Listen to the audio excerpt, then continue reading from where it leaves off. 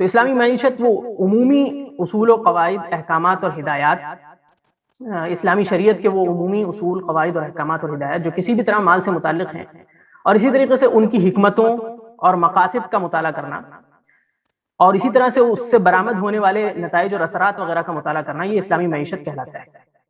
اچھا، اس کے اندر شریعت کے منصوص احکامات بھی آ جاتے ہیں، اور جدید چیلنجز کے مقابلے میں جو نئے افکار آئے یا جدید چیلنجز کے جو جوابات دیے گئے وہ بھی آتے ہیں۔ دونوں چیز جو ہے اسلامی اقتصاد کے اندر آتی ہے۔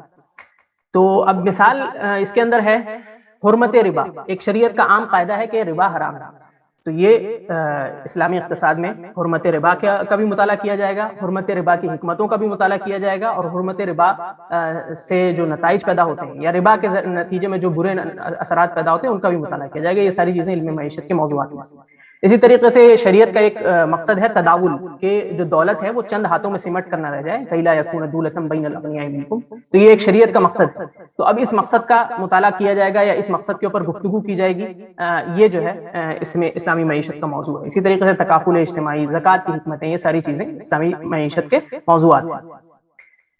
اسلامی علم معیشت اور عام علم معیشت میں جو جوہری فرق ہے وہ یہ ہے کہ عام علم معیشت کسی نافذ کیے جانے والے قانون سے بحث نہیں کرتا، جیسا کہ میں نے پیچھے عرض کیا، بلکہ امر واقع کا مطالعہ کرتا ہے، جبکہ اسلامی علم معیشت اللہ کی طرف سے نازل ہونے والے قانون سے بحث کرتا ہے۔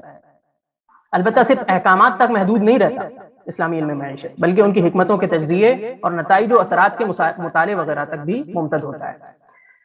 تو امید ہے کہ یہ بات جو ہے آپ کو سمجھ میں آ گئی ہوگی کہ اسلامی معیشت کی حقیقت کیا ہے، کیونکہ اسلامی معیشت کی جب بات کی جاتی ہے تو یا تو لوگوں کا ذہن معاملات مالیہ کی طرف جاتا ہے، صرف معاملات مالیہ کی طرف جاتا ہے، یا اسی طریقے سے بعض لوگوں کا ذہن صرف اسلامی بینکنگ وغیرہ کی طرف جاتا ہے۔ تو ایسا نہیں ہے، یہ دونوں چیزیں اسلامی معیشت کا صرف ایک حصہ ہیں۔ اسلامی معیشت بہت بڑا، بہت وسیع موضوع ہے، اور اس کے اندر بہت ساری چیزیں آتی ہیں، اور جیسا کہ یہاں پہ آپ کو سمجھ آیا کہ مال سے متعلق جو بھی احکامات ہیں، جو بھی اصول ہیں شریعت کے، جو بھی قواعد ہیں، وہ سب کے سب اس کے اندر شامل ہیں، حتیٰ کہ اس کی حکمتوں کے اوپر گفتگو کرنا، اس کے مقاصد پر گفتگو کرنا، یہ ساری چیزیں بھی اسلامی معیشت کا حصہ ہیں۔